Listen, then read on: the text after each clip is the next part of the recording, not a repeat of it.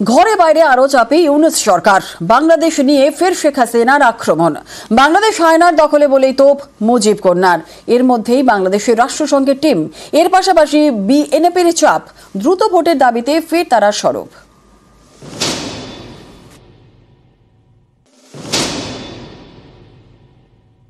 আজকে এমন একটা অবস্থায় পড়ে গেছে যেখানে বাংলাদেশটা মনে হয় যেন হায়নাদের দখলে চলে গেছে।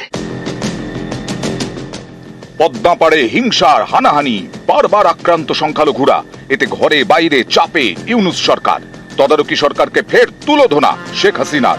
আমেরিকার পেনসিলভেনিয়ায় আওয়ামী লীগের অনুষ্ঠান থেকে মুজিব কন্যার সুর সপ্তমে। আজকে এমন একটা অবস্থায় পড়ে গেছে যেখানে বাংলাদেশটা মনে হয় যেন হায়নাদের দখলে চলে গেছে। দেশের মানুষের জীবনের নিরাপত্তা নাই, শান্তি নাই, পেটে খাবার নাই। এই ধরনের একটা পরিস্থিতিতে মানুষকে জীবন কাটাতে হচ্ছে। এই অবস্থা থেকে দেশকে মুক্ত করতে হবে। আমরা যে বিশেষ করে আওয়ামী লীগ ক্ষমতা থাকতে বাংলাদেশের মানুষের যে সার্বিক অর্থসামাজিক উন্নতি আমরা করেছিলাম, তা সবই ধ্বংস করে দিচ্ছে। আবার যেন বাংলাদেশ এখন ভিক্ষুকা জাতিতে পরিণত সেই চক্রান্তটা এই করছে। অগস্টে বাংলাদেশে পালাবদল, তারপর থেকে অশান্ত পদ্মা পাড়। ইউনূস জমানায় বারবার প্রশ্নের মুখে বাংলাদেশের সংখ্যালঘুদের নিরাপত্তা এবং মানবাধিকার।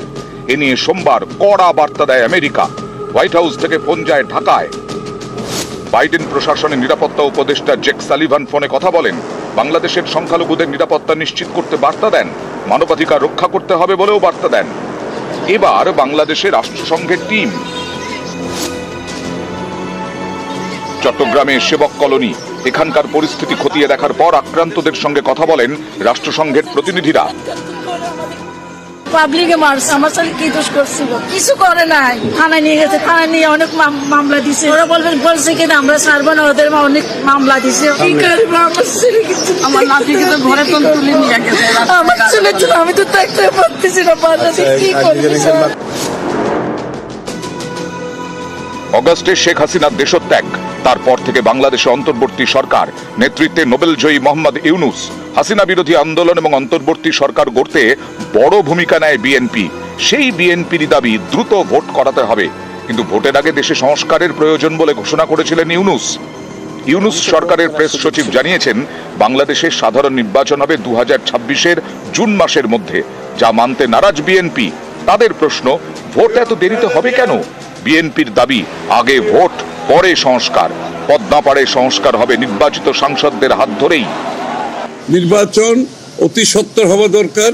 একটা নির্বাচিত সরকার যত তাড়াতাড়ি ক্ষমতায় আসবে, যে বাংলাদেশের বর্তমান অর্থনৈতিক, সামাজিক, রাজনৈতিক এবং বৈদেশিক যে বিষয়গুলো আজকে আমরা সম্মুখীন হচ্ছি, সেগুলো একটা নির্বাচিত সরকারের পক্ষে দ্রুত সমাধান দেওয়া সম্ভব। সেটা একটি সংসদ সরকারের মাধ্যমে আমাদের এই কাজগুলো করতে হবে, সংস্কার করতে হবে সংসদে। নিউজ 18 বাংলা।